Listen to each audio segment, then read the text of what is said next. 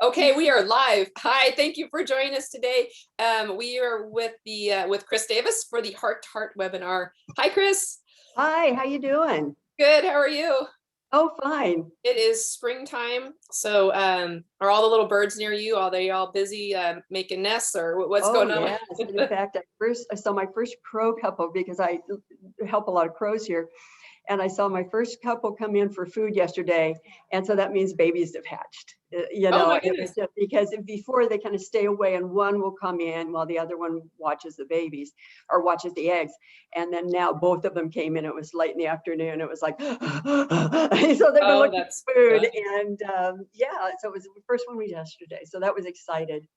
And because they look exhausted from looking for food. So I threw them handfuls of food out there so they'd be okay for the night.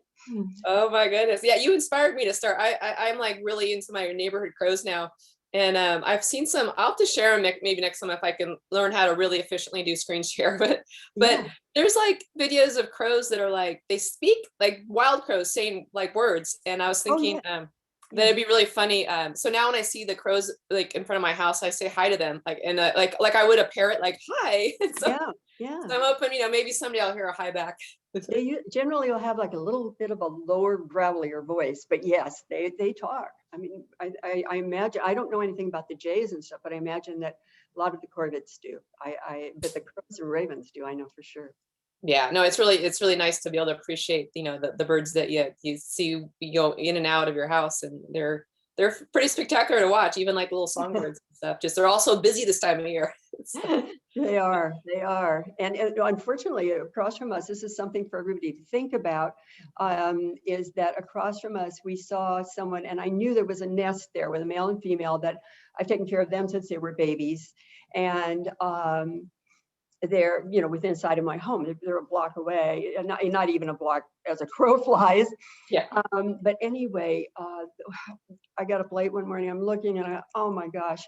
And there were tree trimmers there, and I knew there'd been a nest there. And they obviously lost their nest. I asked my friend who'd come over to help with some stuff. I asked, because I'm still my PJ's hair, like, anyway, and I asked her, please go over there. I said, take a box, take a blanket, if they find any babies, and I had hoped they were working their way up. I had assumed they were working their way down. They'd already gone past the area. The parents were just beside themselves. I know very late in the afternoon, before they left, I noticed one of the men climbing back up into the tree, which they never do. And I thought, oh, he, probably found a baby or something, or eggs in the foliage that they'd taken down. And of course it was earlier, so they're feeding it into a thing. So anyway, so they've started another nest, but all the crows, and I used to have 24 at a time coming in here. And of course they always thin out during breeding season because each had their territory. And then when the babies come, I love seeing the babies. But they've all been very nervous. They've been doing a lot of flipping. And so if people see like a bird around them, they're doing a lot of flipping like this, not happy baby wing flips, but flipping. It's a nervous thing. It's like, and they're like that now, and they've never been like that. I mean, they would come, I could feed them, they could be 3-4 feet away. I mean, just right there, they just wait for the food and I toss them for them. And I don't give it to them all day long, except when there's babies or getting big. But other than that, then they need to learn how to feed.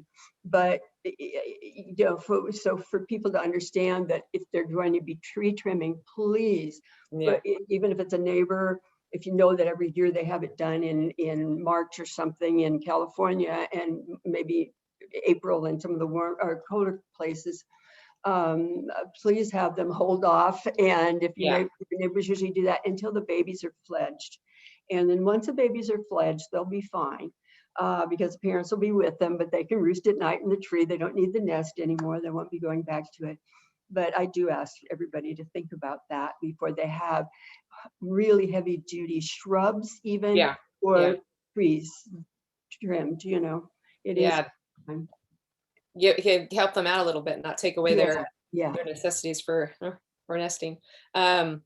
Let's see here. Well, so we have, I'm sure we're gonna have some great questions today. And just to remind everybody that if you have a question, to please use the Q&A button, not the chat feature button. So that way we can capture the question and have a better chance of being able to answer it for you. So Chris, we do have a couple of questions that are interesting. They're kind of like, it's almost like this is like almost more exciting than a soap opera. Like there's so many different dynamics that can happen when you have a parrot or a bird in your house. You share part of your family, your feathered family members, whether it's a single bird or a flock. So I'm gonna throw this question at you from James. And this one, the episode today, this is like a soap opera, is why did he bite? And I have a copy of it here. So you do? please Okay. read it for everybody, and I'm going to go along with you on this to refresh myself, even though I read it. So here we go. Here's the story. Okay. So why did he bite? So James says that they have a blue and gold macaw who's his buddy, and he loves interacting with my wife. Though he runs to see her and talks more to her, and he gets excited when she enters the room. He calls for me when I'm gone, and he seems depressed. Not so with her. I hold him for long amounts of time, preening his feathers on his head. So James says he's always gentle and calm with him, whereas his wife is loud, excited, high-pitched voice, flaps her arms about, etc. She has held him several times in the past few years and has never pet his head at all. So she recently started carrying him around the house more often with a lot more confidence. And the bird, the blue and gold seems confident with that. However, he has bitten her on the arm that he's sitting on. In fact, it looks like she almost needed stitches about a year ago, and she was even wearing a sweatshirt. So that was pretty the big bad bite, as you'd say, right? Oh, yeah, definitely. So unfortunately, he bit her arm again yesterday for no apparent reason while she was walking with him to get a peanut. So this was probably the worst bite he's ever bitten anyone to his knowledge. We're the third owners for about 3 years, and this blue and gold macaw is about 15 years old. So James wants to know, like, why did he bite my wife? Why did he bite my wife when he seems to adore her so much? They're both having fun, singing, playing, and then bam. So she wants me to get rid of him now because she's so afraid of being bitten again.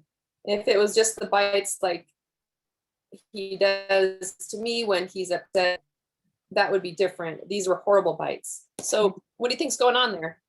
Okay, well, first of all, one of the things, I was having a discussion with someone the other day, and we were talking about people that work with wild animals, or even if they're, let's say, undomesticated species, I put it that way. And that's what we were talking about. And I was talking about it being a passion.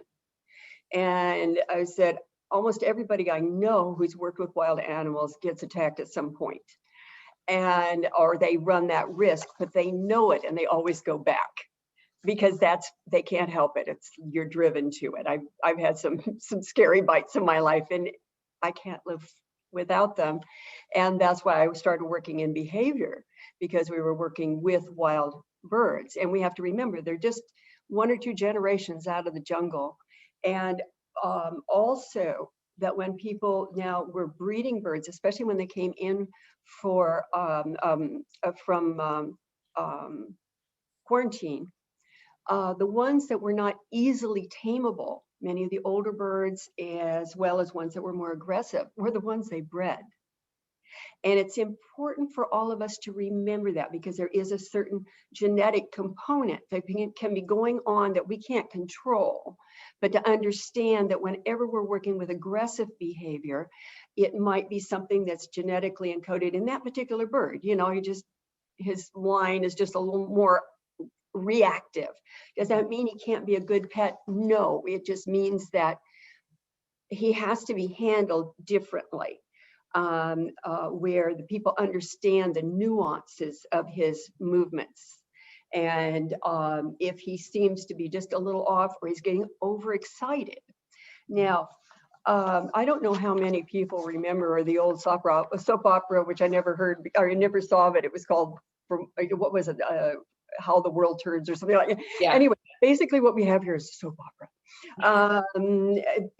And so what happens is the bird sees the man kind of as daddy, he's, hey, daddy, and I pal around, we hang around and all that. The bird has started to see the wife as his mate. you know, his person, his pal around pal.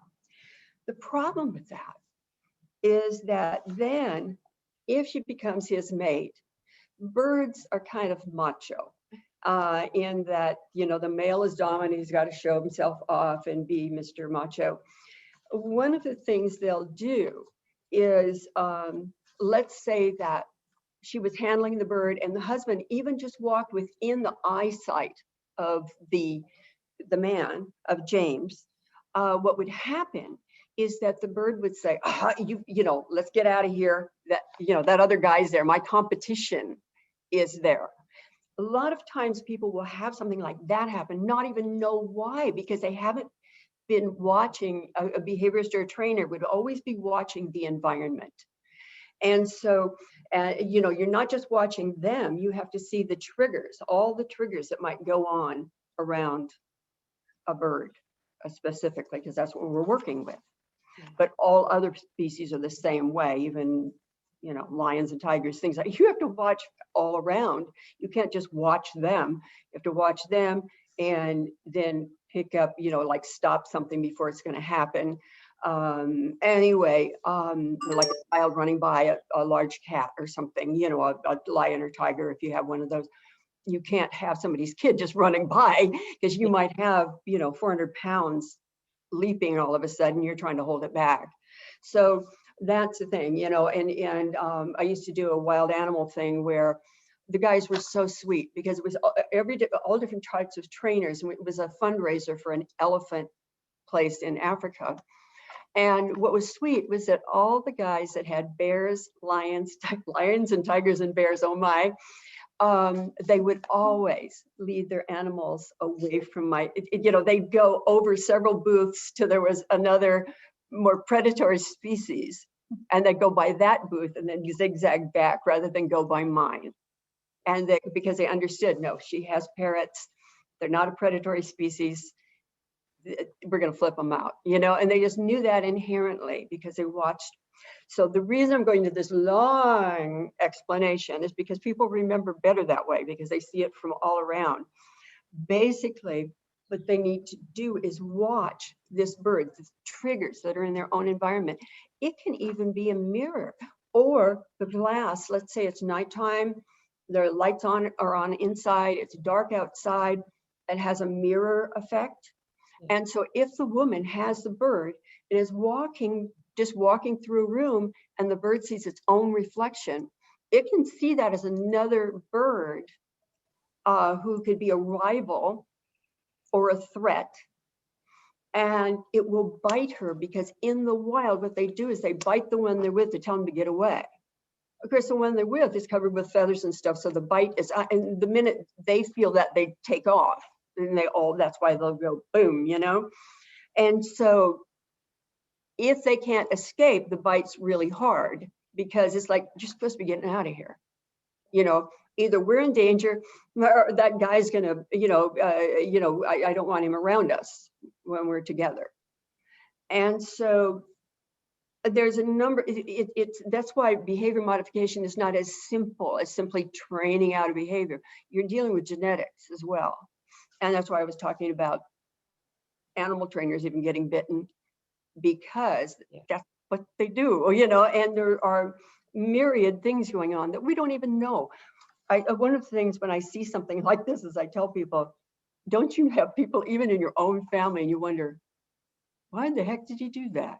Now, if this was a bird's first home, I would be more inclined to just go with, I bet there was a stimulus of some sort, or he's becoming too bonded to the woman. And so what's happening is if he sees the man, he's going to bite her because he wants the man to go away. If he's standing with the two of them, he would bite at James. But James's wife, I'm sorry, you're hearing squeaky toys here, my dogs are here. But if it's the woman, if he's seeing her as a mate, which is beginning to sound like that, you know, a lot of play and running around and all that, because even if it's not their mate, even if it's their best buddy, they'll do some biting. But if this is the bird's third home. So what I'm looking at is that there's could be things going on that we have no idea I mean, we just don't know. And that's where either getting into some type of training, actually regimented training, which I don't do anymore. I used to do it at Universal Studios and Lion Country Safari in the old days. But the thing is that they might want to get into that sort of behavior modification in which they're handling him differently. It would be like, you know how most of us take our dogs out, take them running, come on, puppy, you know, and then it'll let them loose, they run around in our yard, and they'll go, come on in, you know, we have them come in. But if you have a dog that's aggressive, what you do is you don't let him just run around. And, you know, like you have him on a lead, you have him heel, sit down, you know, and you do some revolutions of this, you know, when you go around, heel. And then when you stop, he sits automatically, heel. And then you stop and he sits. Good boy. And you praise him for all the good things he's doing. And getting more regimented and into that mindset. This particular bird may require that. He may require actual training in which I would suggest, like, you know, even Barbara Heidenreich or someone like that, getting in touch with someone who actually works with training the behavior instead of, I tend to work more organically along with the bird, with the family. Is it a family bird? Is it a one-person bird? Whatever, you know, I like to work. That's my specialty because I enjoy that so much. And so with this guy, there's no simple answer to this.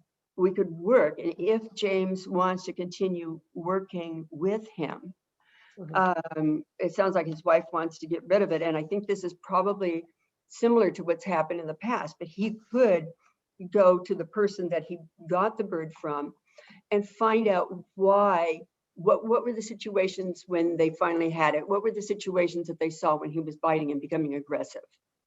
And again, like I said, if this was the only time he'd done it, I wouldn't worry about it.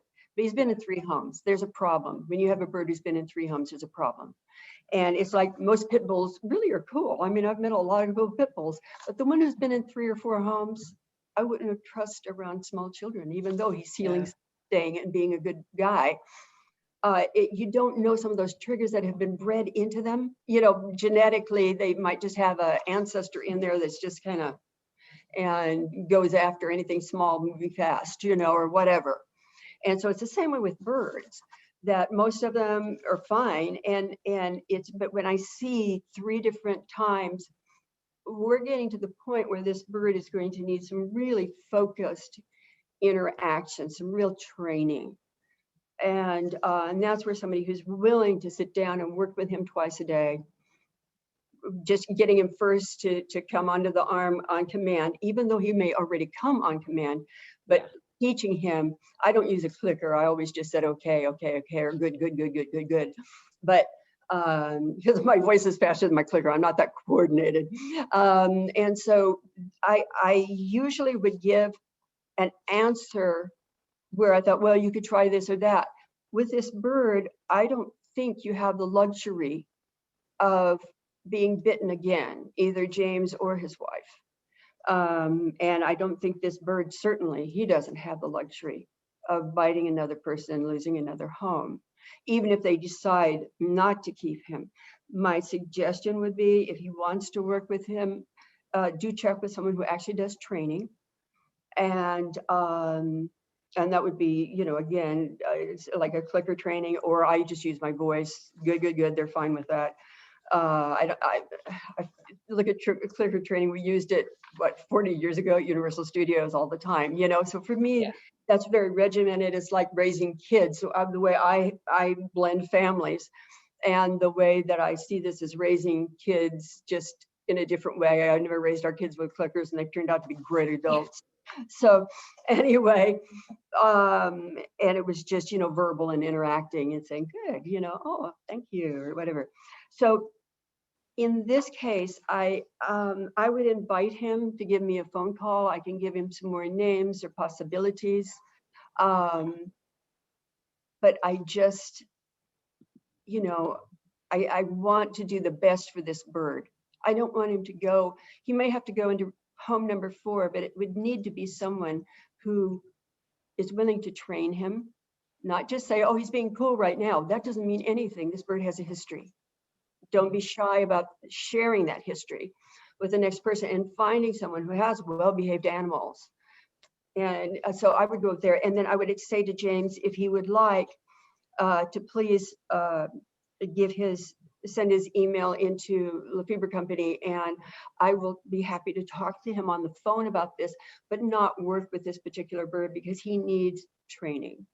This needs that regimentation. This is like taking the gangbanger and putting him in the army, you know? Yeah. So that's, yeah.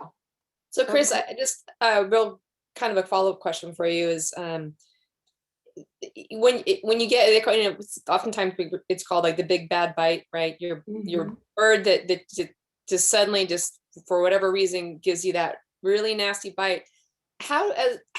What are some like things you could just tell yourself to kind of keep yourself calm and grounded and not get, you know, angry, like just to kind of, you know, not kind of to settle your emotions, because it's, you know, it's emotionally like you get, you know, like work. Your child just bit. Yeah, just bit. Yeah. Is there any, like, just maybe remind yourself that they aren't domestic, like there's reasons that, well, not to take it personally. That's why I gave that story in the beginning, that you know, it's where there are so many reasons. It's like as the world turns, you know, the soap opera. Yeah. There's so many reasons when you get into more than one human being being there. And especially if they're in an intimate relationship or very, very good friends or whatever, where they're around each other constantly and the bird chooses one. And then you have a bird that's dynamic like this one. In a regular situation, what I would do is have the man separate. Let's say that this bird was not on his third owner. What I would do is then I would have the man separate the bird into a little different area. So we're telling the bird, we're cleaning the slate. We're saying things are new now. Yeah.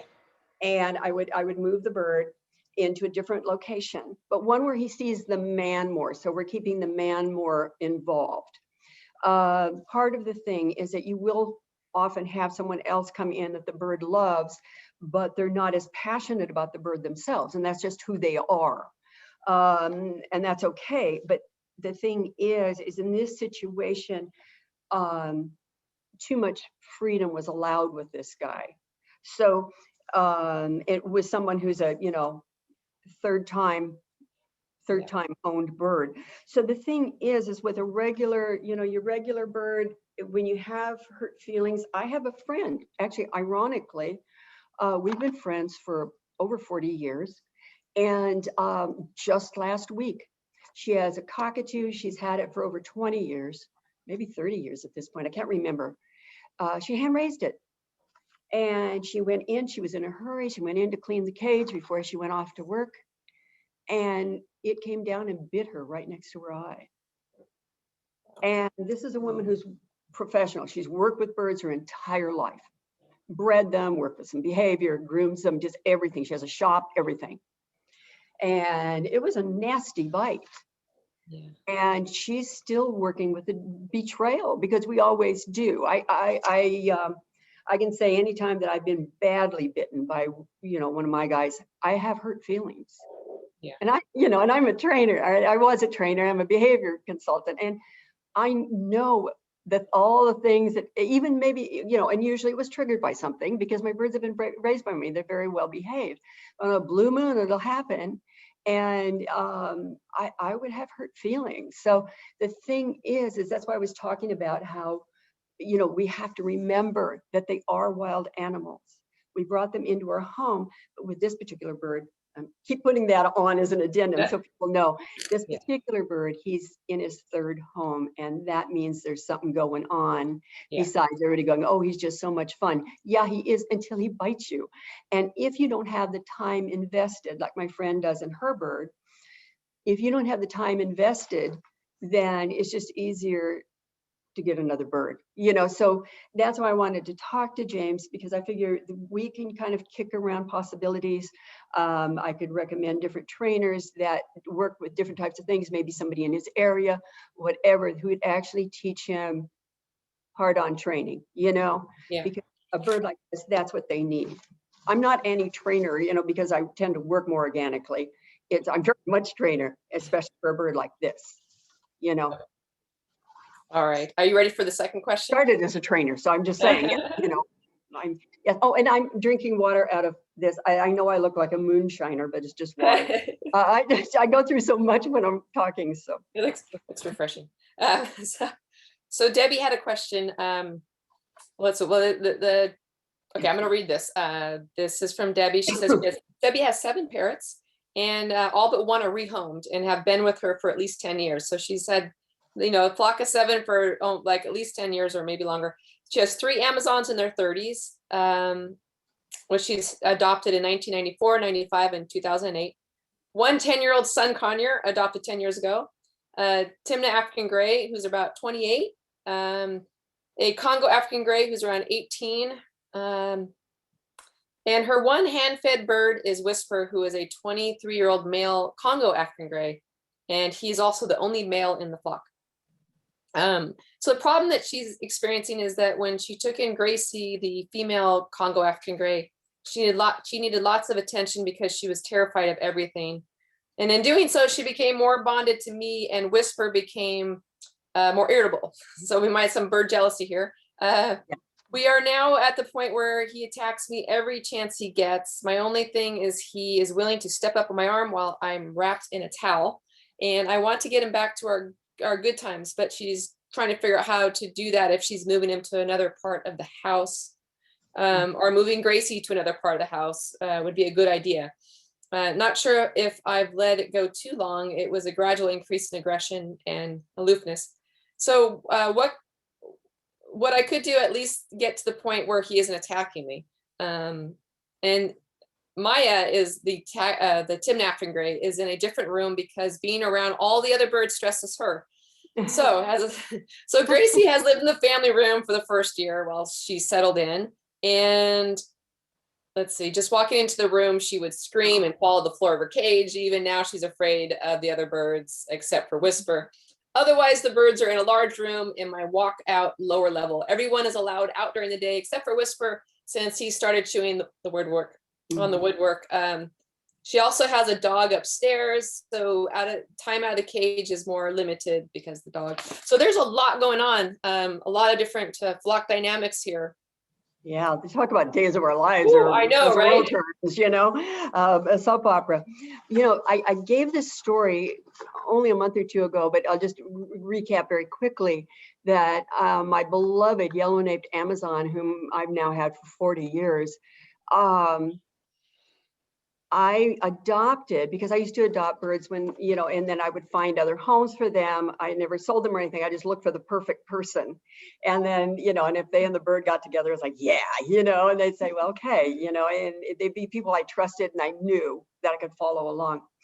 So anyway, I had my yellow-naped hand-fed, domestically bred, no, not domestically bred. She had a wetback, I suspect. This is back in the 70s. So anyway, or early 80s. But anyhow, she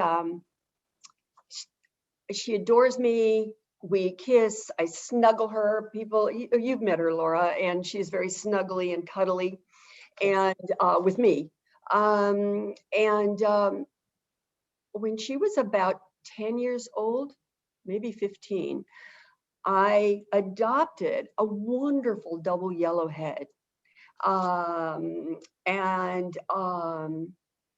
She was, oh God, she was wonderful. And her owner was a flight attendant. She was going to start flying even more. She realized she couldn't give the time she wanted to this bird. So I adopted the bird. The bird's name was Salty. I adopted her. And I had a small bird room because I lived in a very small mountain cabin at the time. So I had a small bird room, had to have everybody together. And the only way I could actually feed my yellow-nape without her wanting to attack me was where she couldn't see the double yellowhead. And so I had to have them all in one room because I didn't even have like electric heating. I had electricity, but I had to put a little room heater in there, but the rest of the house I didn't heat because it was California. Anyway, so for Now keep in mind, this is a cuttlebug bird. She's been a cuttlebug. I've had her, she chose me as a baby. I'm her person, she's my bird. From the day I brought in that double yellowhead, I could not handle her. She would bite the living daylights out of me. And I kept that bird for several years. And then I finally realized that one of my best friends wanted a bird, and she looked a lot like the owner. She was very feminine and beautiful and reddish hair, you know, kind of auburn hair. And I thought, all right, you know, so I asked her, I said, you know, would you, you know, she said, you know, your birds are just so interesting. I'm thinking, and she loved all animals. She said, I'm thinking about getting a parrot. And I said, I think I've got one for you. Anyway, do you know my bird, all those years, like 3 years, whatever it was that I had Salty, or maybe, I can't remember now, I had it written down because I looked it up. Anyway, however long, but it was years, however long I had my yellowneck, you know, I kept thinking, well, you know, maybe she's not happy with me. I know she's not, you know.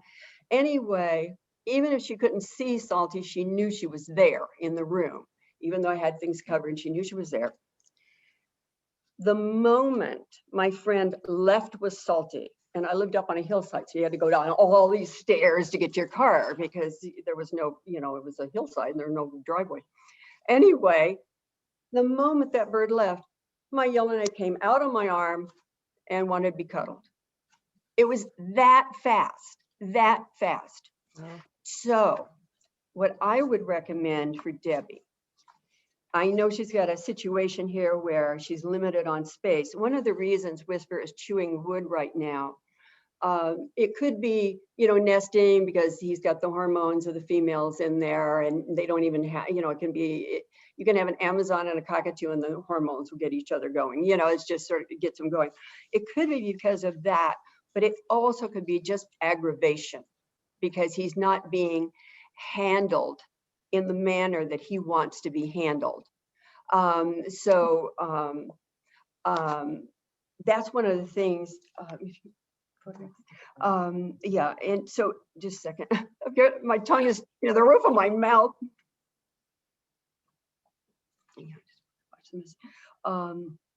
What was I saying? I was in the middle of trying to choke as I'm talking to you.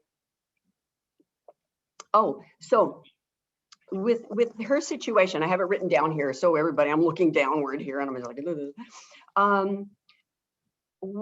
by taking Whisper, the male, out and putting him in a different area and where he's not around Gracie at all.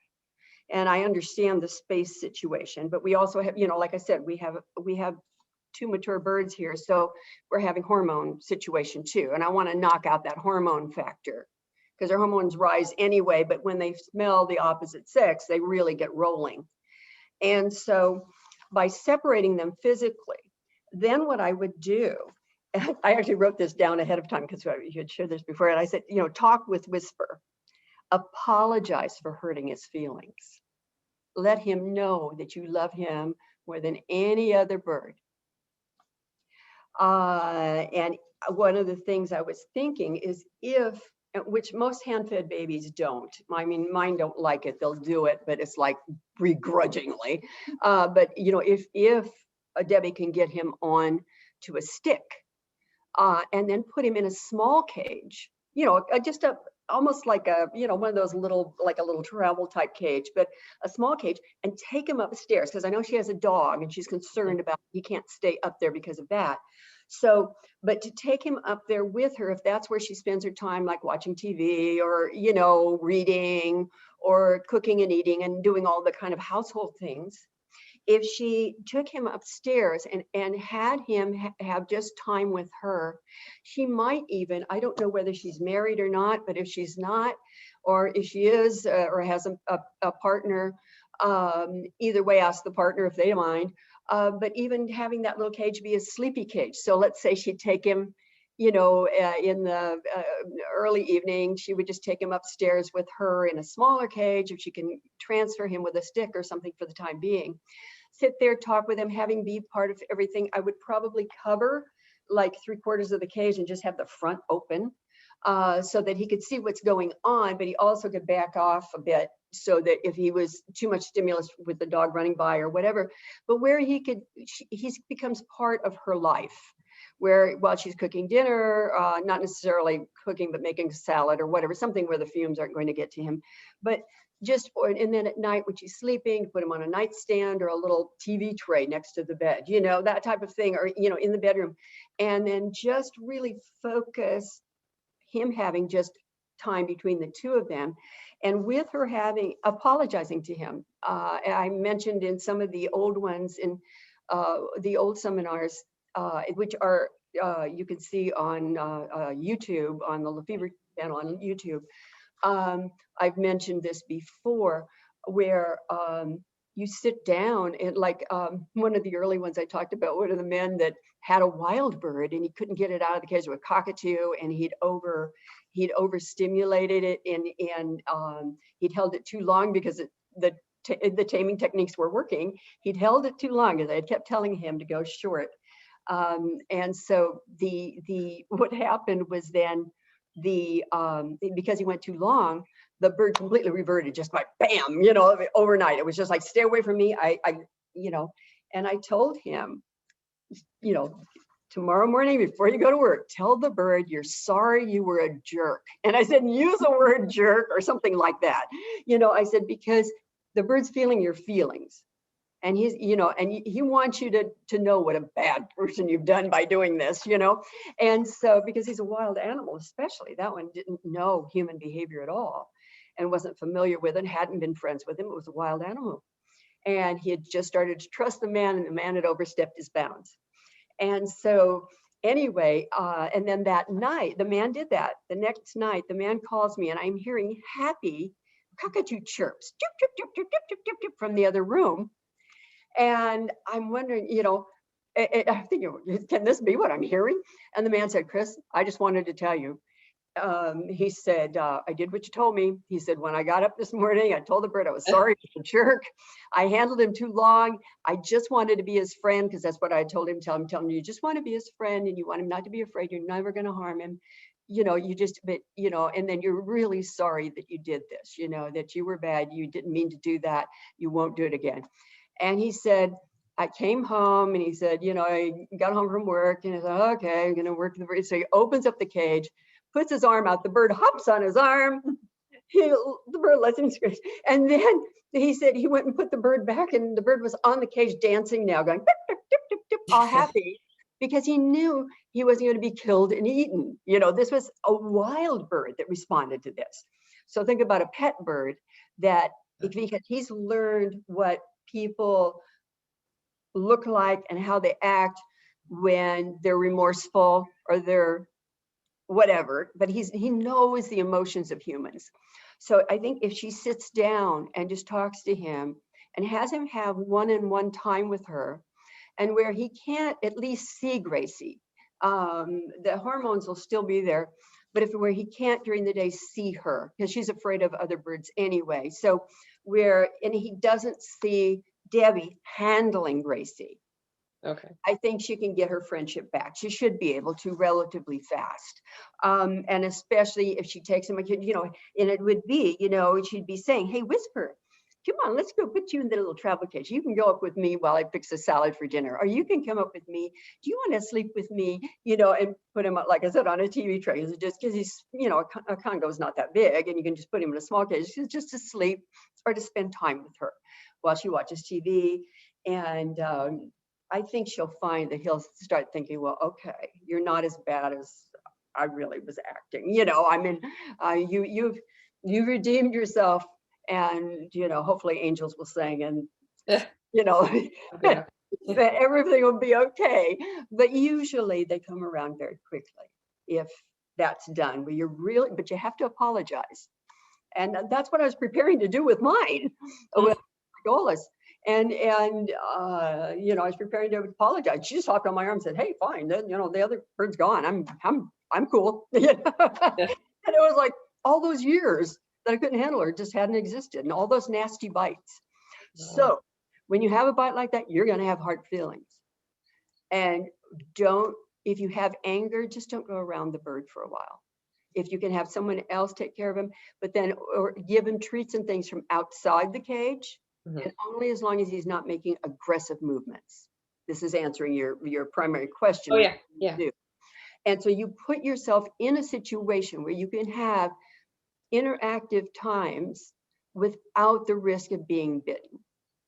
And so that would be like if he would go on a stick into the cage, that would be ideal, because then what they could do is sit there together and she can hand him a little, a little piece of carrot, a little piece of nut, a little, just a little tiny treat so she can keep doing it, but ones where you're not going to get bitten, like green beans are good for that. Yeah. And peas in the pot are good for that.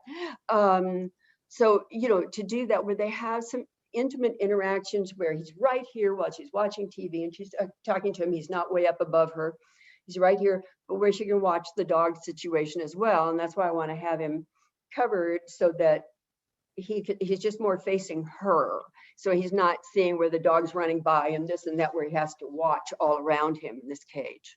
Okay. So it can even be a carrier where there's only one side open, but something like that, I think he'll come around very quickly. All right. You grovel enough, they come around. If you show enough, yeah, they can definitely pick up on your emotions, right? So then Eileen had a question about her senior African gray that she's had for over 25 years, that was severely abused and suffers from anxiety. And he is on haloperidol, and that does seem to help, but he's afraid of anything new in his cage. And I just worry that he is bored. Do you have any suggestions how to integrate new things? He's so fearful and anxious that he can't come out of the cage, and I'm just concerned about his well-being and his safety. So, okay. With a bird like this, again, there's no kind of instant answers. And saying that, I had planned to do this in the beginning. I want to apologize. There's some people that had even very quick answers, but I just haven't gotten to them. It's just the way it is. I'm working with several people that have some heavy duty behavior problems, and I'm working with those birds because they aren't normal either. So I can't work with more than 2 or 3 at a time now. And so the thing is that when you have a bird that's this fearful, what you have to do is to be able to cut down on those things that would stimulate that feeling of discomfort and fear. This gets to where in other things I've talked about this, and I'm going to be repetitive because it's so important. This is another bird where I would probably leave the back, the sides, and the top of his cage covered so it just sees out the front. I would even cover maybe just a part of the front, like this much, as long as there's a perch under there where it could sit. But where this bird, I don't want it to be a huge thing because then the bird can't see out. But what I want was for this bird to have 3 sides and a little bit of the front where they can sit behind a perch, where if there's any visual stimulus that's frightening them, they don't have to deal with it visually. Okay. They'll know it stays away. You want to make sure, and again, being repetitious, but this is really important, even if you have a new bird in as a baby, have it 3 feet from at least 3 feet from the path of traffic. It can be in a busy room with the whole family, that may need to be like on the far side of the room. If the sofa is here and everybody's running back and forth, kids and everything, then you have the bird against the far wall where it can see everything, be part of life, but it doesn't have people pushing by it all the time. Because when they do that, birds are hardwired. They can't train themselves out of that. If they do, there's something wrong. There's something broken inside. They're hardwired that if something comes through and it's quick and it's blind and bam, all of a sudden it's there, it's fight or flight. And if you have an aggressive bird or more assertive bird, they're going to lash out. If you have a bird that's very shy, they're going to be more where they might fall to the floor or do something like that, be more frightened in their response. And so we would like to set her up where she's at least 3 feet from a doorway or a path of traffic or a path of traffic, where she had 3 sides and the top of the cage covered, where the bird can see out, provided, you know, the cage isn't only this narrow, but where the bird can see out. And then there's an area, the reason I like an area with a perch is a lot of times we've done to, you know, give the bird protective area, but people will do it, but they'll put it where there's not a perch. Well, that doesn't do the bird any good. He's not going to just hang on to the side of the bars. You want him to be comfortable. If he's uncomfortable, you want him to have an area to escape, but not to visually escape, because they're visually stimulated. And even, you know, look at all your birds. Look at there is, especially, you know, crazy Senegals, you know, look at their, when their eyes are shut, look, you can see their pupils on a lot of them. You know, they have these little thin eyelids. The reason for that is that even when they're taking their afternoon siesta, if they see a change, and sometimes it's even just a cloud going over the sun, or sometimes it's the lights of a car driving by and bouncing off either the windshield if it's during the daytime, or just bouncing off the ceiling, but lights of any kind bouncing off the ceiling or the wall near them or whatever. It's like, whoa, what was that? And now they're afraid because they don't know what's going to happen again. And it happens randomly, which makes them crazy. So basically what we want to do is get this bird more focused so that the things that it sees are all safe things. They're all things that this bird is comfortable with. And then I like to have the owner spend some time sitting next to the cage, maybe changing things around depending on how the bird is set up, maybe taking the cage, setting it up in such a way that the bird is next to the person, while like before with Whisper, the African gray, who's being aggressive. But where the bird is right next to her, it might be a little bit higher, which for a bird that's that frightened is okay. But you don't want it super high, because then it's up in the trees and it's not with you at all. So we want, you know, our intent is to get the bird where it's comfortable with the woman's, or the man or the woman, whomever's handling it, but where, or whoever, you know, because there's men and women here. We want it where when you're standing, the top of the bird's head comes right around your heart level. I found that to be very comforting.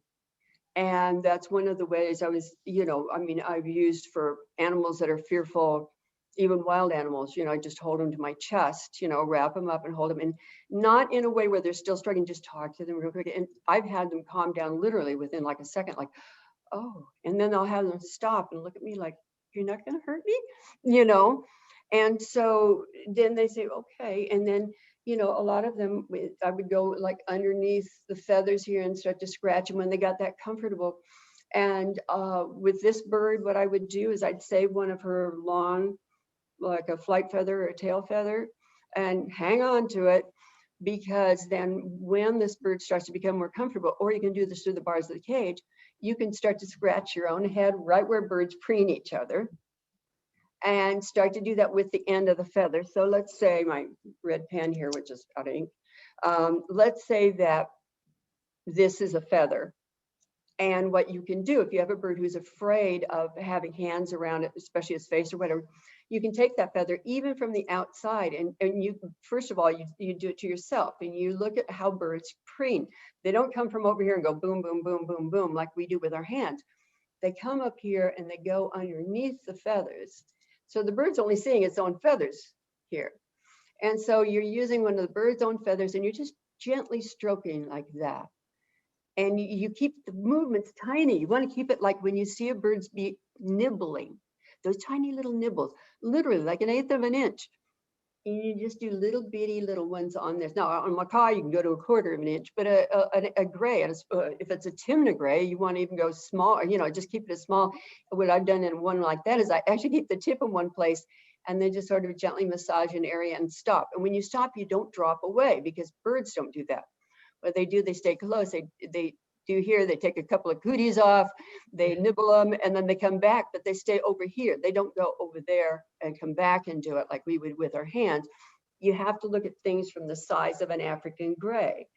Like I said, if it's Timna or Congo, the African gray, because you look at their body size, not their tail size, but an African gray doesn't, you know, when if it's sitting next to a gray, it's right this close and is preening. I mean, it's literally this close and preening. So if you start doing that, just a little thing, and then you do it, you know, and then you stop, And what I do when I stop is I don't jerk it away. If this bird was coming up and accepting it, I just do another little thing and then stop. And then if it doesn't accept it at all, you still go back to yourself and go, "Oh, that feels so good." And act happy like birds do when they preen each other. You know, like, oh, close your eyes, go, oh, that's so good, you know, and then show her. Also, I would do some desensitizing exercises with this bird.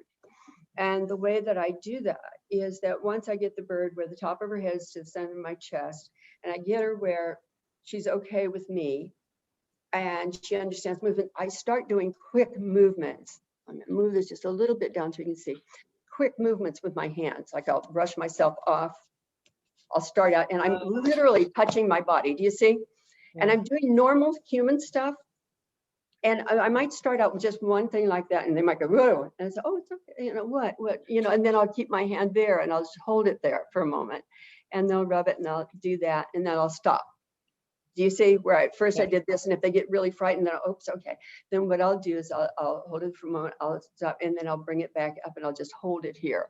And then as they get comfortable, then I'll move it a little bit like this, and then I come back. Because if birds, you know, abuse comes in many different ways, but with birds and the way they use their beaks, a lot of times it comes with somebody just smacking them or dropping them when they bite, you know. And so the thing is that if a bird's been abused, a lot of times they are afraid of hands. And because it's been hands, it's done bad things. Hands attach, of course, to humans. And so we want to desensitize. And then that way, once the bird is desensitized to your hand movements, then that's when you would start the feather thing. So keep a couple of the long tail feathers, because she might just grab the first one and bite it, you know, and ruin it. And it's like, oh, well. So keep those tail feathers. They're really great for doing that preening exercise. And then with the red feathers, you know, I would actually keep for a gray, thinking about it now, especially if it's a Congo, because their tail feathers are brighter. Mm-hmm. I would probably keep the flight feathers, the primary flight feathers. Those would be if it hasn't been clipped. If the bird has been clipped, I would use the secondary flight feathers. I would keep those. Any long feather, because with those being gray, that would be more like another bird. So I'm backing off the tail feather here if the bird's really frightened, because a lot of times a fearful bird, even though they have red on their bodies, they don't like red around their face, because that can be blood. You know, it's almost a primal thing where that color around their face is danger. And I think if a Timna, because theirs is more of a maroon, darkish, you can get away with it. But I think if it's Congo, I would use a flight feather, primary preferably, if it's not been clipped. If it's been clipped, then I would go for the secondaries. Interesting. And yeah. So it's a slow process, but slow and steady gets you there. And this is another person, if they want to send me their address, and again, I apologize to all these people from last month that I didn't get to, but I'm going to get to them next week. Honest, I've actually got time next week. I don't get to people right away. Frankly, I just have some health issues and I get exhausted. And so I have to rest and then get energized again and go back to work. So it just is what it is. And that's why I love all your birds. I want them to be happy. And, so that's why I can't do a lot of individual ones, but little ones like this that have had a bad past, I just, my heart, I want that bird to have somebody that can cuddle it and say, I love you and you're wonderful, and that it melts into. So let's see what we can do with the little one. Okay. All right. Well, I have another question from Anne Marie. This one is from Anne Marie. And she has an Amazon that she says will dive bomb me if I enter the room. How do you work with that without ducking and screaming, which I assume is reinforcing his behavior? So I am assuming I have to start working with him when he is in the cage, but even then he will lunge at me. So yeah. So, you know, I keep my birds full flight. I realize there's a risk that can get out, get away, but I go through a number of fail safes for that. We don't leave doors open or windows open, and we actually, my old bird room, I had actually a bigger house that I was in. I had a spring rod, and I'd have it during the day with 2 sheets hanging off of it, and it looked really classy. But the thing is that if the doors were going to be open, I would just close that. So during the day, if we were doing stuff or the kids were in and out and all that, I would just keep that closed because I could walk through it really easily. That's why I made it 2 sheets rather than 1. But that way I could get through it, but I would always keep it closed just in case. However, there's times when a wing clip is really a good idea. The reason being, you know, that teenager who got the really hot car and can go real fast, and gosh, he's got to try to hide a traffic ticket that he got, maybe for speeding, but he doesn't know how he possibly got it. And then it happens again. And then mom and dad take away the car keys. Mm-hmm. And this guy, we have to take away the car keys. When a bird is higher than you are, higher than, especially head level, but that's why I like to keep them around the heart, because I like them to know I'm your protector, I'm your mom or dad if you're a guy, but you know, I'm your protector, you're my responsibility, you're my child, I will take care of you like a mama bird, you know, or a mama puppy or a dog, you know, whatever. But with birds, the way their hierarchy is, the most dominant bird, the strongest bird, the one who rules the roost, literally, is always the highest bird. He's always up higher. So the thing is, by letting the bird fly around the house, it's become his house. And by him playing on top of the cage, this is his territory. Mm-hmm. Now, we can't get on top of the cage. We can't fly around the house. We can't get up as high as he does. Obviously. So obviously we are inferior beings, you know, to his way of seeing it. We have absolutely no power. We're the schlubs, you know, we're like, oh, well, gosh, you know, and so that's how he eyes it, because he's got millions of years of evolution behind him saying, you know, the higher bird gets the prize. He's the dominant bird in our flock. So again, I don't like to wing clip. I think they're healthier when you can let them fly a bit, or if you can, you know, exercise them like I do my birds. You know, I don't let them fly around, but around the house, but I exercise them. You know, I'll hold their feet and we'll flap, flap, flap, flap, flap. You know, and so because it helps the chest muscles, you know, and everything else. They're more vibrant and strong. However, this guy might have to have his car keys taken away for a while, and it'll be about a year before he molts and gets the rest of his feathers back in again, maybe a longer. But what you would do then is, when the bird is let out, make sure you have a playpen or something for him to play on. You know, it doesn't mean you're leaving him locked up constantly. What I used to do, and this might, I don't know, some people might disagree with it, but it worked really well. And what I would do is, let's say that one of my birds that was fledged, if they bit me hard because they were fledged and they're starting to feel hot about themselves, I would just keep them in the cage for a while. And then I would let them out. And if they started to bite me again, and it was a good one, it wasn't just a nudge, I would stop at that moment. I would just clip the flight feathers. You know, it was just like, boom, you lost your car keys. So there was a consequence to their action, you know? And so the thing is that when you have a bird flying around like that, in his mind, he's not doing anything wrong.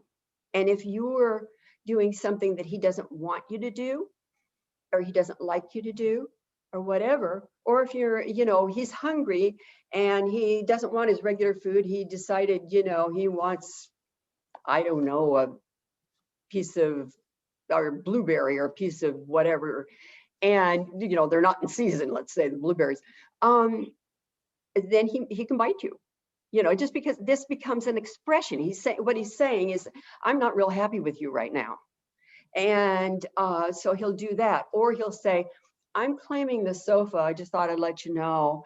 And so I'm claiming the sofa. So if you sit there, you're going to get bitten. Or if you go here, and you usually find it to be hangouts of his, actually, places that he hangs out. So right now, with him being full flight, it's going to be the high places in the house. Like if the person could sit on the curtain rods, you know, he'd bite her, you know, hurt him, you know, because he'd say, well, you can't have that curtain rod, it's mine. And so you want to look at the world from their point of view and what they've acquired genetically. And so that we're working with it rather than against it. So if he loses his car keys because he's just been too full of himself, yes, they're going to have to administer to him more, because they're going to have to take him then to a playpen or a perch where when you're standing, you don't want his playpens that's 8 feet tall, because he'll maintain the same attitude. You want a playpen where on the top of the playpen, the uppermost perch, the top of his head comes to the middle of your chest, or where your heart is, when you're standing. And so that way, what you're doing is you're saying, I'm the dominant bird. And domination, I hate to use that word because people try to dominate everything. But what you're saying is, I'm the big guy in the neighborhood. I'm the boss, is what you're saying. And you're saying, I'm the boss, or I'm the mommy or the daddy, you know, and we're taking away your car keys. And it isn't because you hate them that the keys are being taken away, is you're afraid they're going to kill themselves or somebody else, or they're going to injure you. You know, I mean, when you go with car keys, you're afraid they're going to kill, you know, somebody else or themselves or whatever. With the bird, you're afraid they're going to injure you, you know, and that's not right. That's not allowed in your household, because you are the apex bird. You are the one that, of that flock. The apex birds are considered usually more predatory species, but I'm using that term. That's how he's behaving, you know? And it's because everybody's doing things that he doesn't want them to do. And whenever they don't, you know, it's like he has the right to bite them and say, you don't belong over there. That's mine. Or, you know, I don't want to do this right now. And he bites you rather than, you should know I'm the boss. Maybe even, and watch their response, because a lot of times they've told you that they don't want to be picked up. Maybe their eyes go, especially with an Amazon. Maybe they backed off a little. Maybe the you know, the hair, the feathers on the back of the head have started to rise a bit. Like he's starting to get the look on his face. He's warned you. And a lot of times we don't look at the warning because we think, well, he's a bird, he's this high. Height has nothing to do with it. I mean, I don't know, look at Napoleon, you know, I mean, you know, and so the thing is, height has nothing to do with it. He's just, that's how he's perceiving the world as it's set up. So we set his world up differently. And so the 3 places he can be is, one is inside his cage with the door shut. On the perch or playpen where the top of his head hits center chest when you're standing. Or 3, with you, but not on your shoulder. So like on your arm or on your hand, you know, whatever. But no, he can't go on the shoulder either. Not yet. In the future, he may be able to. Most of my birds can. And most of everybody's birds that I work with can, once they've lived a year or so, knowing where they are in the flock, because then if they get a little full of themselves, you can immediately stop it by just not letting them on the shoulder, and they'll go, oh yeah, forgot, you know. And so that's it. Yeah. So that's for all birds that are assertive. A shy bird's a little different. I keep them higher. I do things a little bit differently. That's why I want to talk about, you know, that one bird, the gray that was so shy. So Chris, if the bird is lunging while in the cage, would you work with it, you know, have like a stick train, you know, have it step on a stick and bring it out in a playpen? Or you can only do that after his wings are clipped. Do you see? Because he's lunging at you because he's saying, I don't want to come out right now. Or I don't want you to take me out. I want to come out by myself. Well, if we let every 3-year-old do that, my God, you know, they'd be ruling the world and it would be crazy. So the thing is he's telling them he doesn't want to come out because he has the right to say that because he's the boss. Okay. Now, once he's had his car keys removed, he's kept in one of these 3 areas that I mentioned. once you do that for a period of time, not just, oh, a week or a month or 2 months. I mean, I tell people do it for a year or 2 years. The bird's going to outlive you probably anyway. So just do it for a really long time until that becomes their normal, not their new normal, their real normal, their established normal. At that point, that's when they can go on the shoulder, but not all the time, just once in a while. And then usually when you're like seated or something like that, so there's not a lot of exterior stimulus where they could go for your face or something, just reacting, to a movement.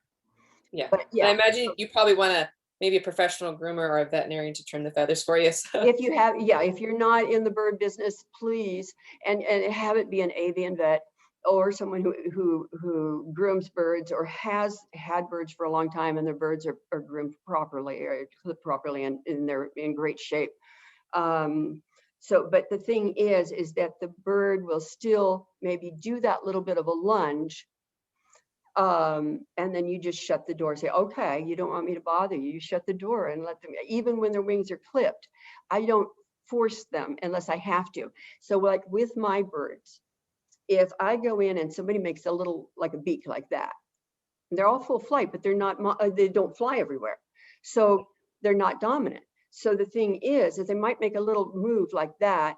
And I'll say, oh, okay, you don't want to come out right now? That's all right. Because I know they like to be out with me. But at that time, maybe they want a nap, or maybe they were just getting ready to eat, or they just want to watch something that everybody else is doing. You know what I mean? They just don't want to come out. And I just I say, okay. And I let them know that. And then I shut the door. And so what you find is that, the bird is becoming more aggressive because his message isn't being heard. And I respect the fact that there's times they don't want to come out. If it's 100% of the time, then there's a problem. Yeah. But once he starts being at that level, he will on occasion lunge. Most of the time he'll want to come out because he hasn't been out as much if he's not flying around all the time. Do you see? He's going to want to come out with you because it's the only way to get out. But once he's been clipped and he's being a really good boy and everything's all right, from time to time, you will reach in there and he'll make that movement towards you without connecting. And that movement saying, I don't want to come out right now. You've got to respect that. Okay. We're not here to hit the whip and tell them I'm the boss, I'm a human and I can do this. We're there to have a meaningful, wonderful relationship with them. All right. That's some good sound advice there.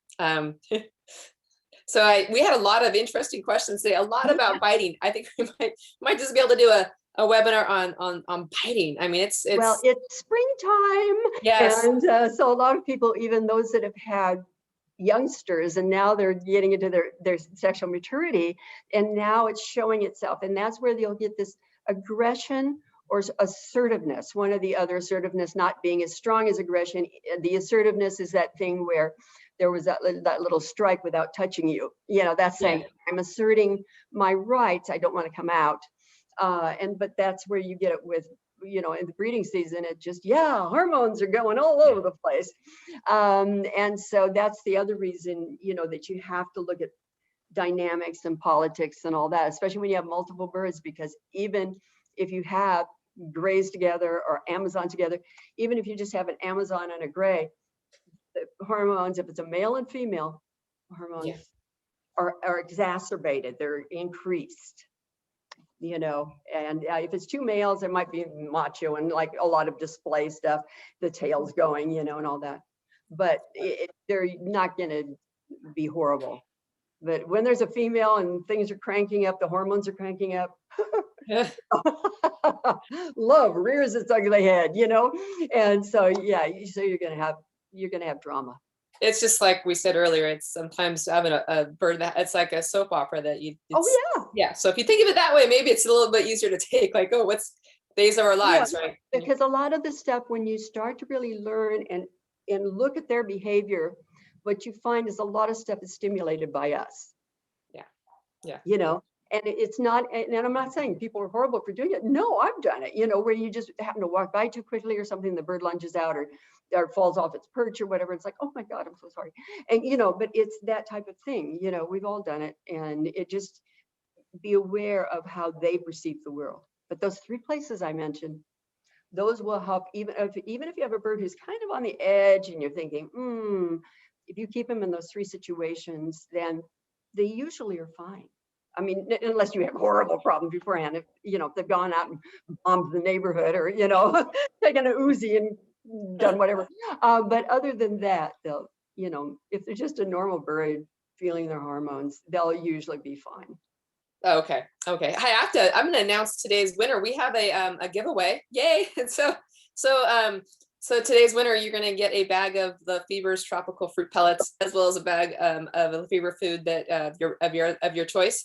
And so the person that's going to get that today is Diane R. So Diane, congratulations. Hope that makes your weekend and your weekend. And someone from the Lafeber office will reach out to you next week, send that off to you. So what a great way to start your weekend, right? Yeah.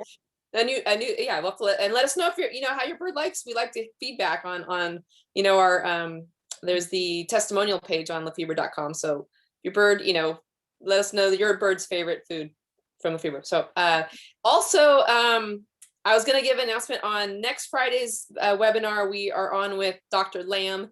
She's going to tell us what it takes to be an avian veterinarian. So that'll be interesting because, avian vets are dealing with a completely different body system, I imagine, than mammals. So that'll be interesting. So we'll find out what it takes to be an avian veterinarian. It'll probably give us even greater appreciation for avian veterinarians. And then I'm going to give a sneak preview of the webinar after next Friday. We're talking May 7th. We are scheduled to have, if this name rings a bell, Mark Bittner. And he was the focus of the documentary that came out, I believe, in 2003, could be wrong. The parrots of Telegraph Hill. So the wild parrots, I think cherry-headed conures mostly, up in San Francisco. A great documentary, got great reviews, both from bird lovers and just people who like film. It's a really well-made documentary, and Mark is quite a character. So that's one that you definitely want to tune into to see what's going on with Mark today, as well as the wild parrots of Telegraph Hill. So, Chris, every time we do a webinar with you, everyone just starts saying all the thank yous. Everyone loves your insight. So once again, thank you for joining us and giving your heart to the bird owners and I'm talking over you. Sorry. No. Just sometimes. Most of the time. I want to thank everybody for showing up. I'm so honored to have the people show up. I'm always amazed by that. So thank you so much. And thank you for caring enough about your birds. Please share the information with other people. I just want everybody's birds to be happy. That's all we want. Okay. Yay. And as a reminder, you can catch our webinars on the Lafeber YouTube channel. So if you missed a webinar or you want to rewatch one, go the YouTube, type in Lafeber Company, and you should be able to see all of our webinars recorded there. So, well, Chris, thanks once again. We'll see you sooner than later. So we'll have another heart to heart with you. And thank you and Brenda. Yay! And everyone have a great weekend. All the best to you and your flock, and everyone stay safe. Bye.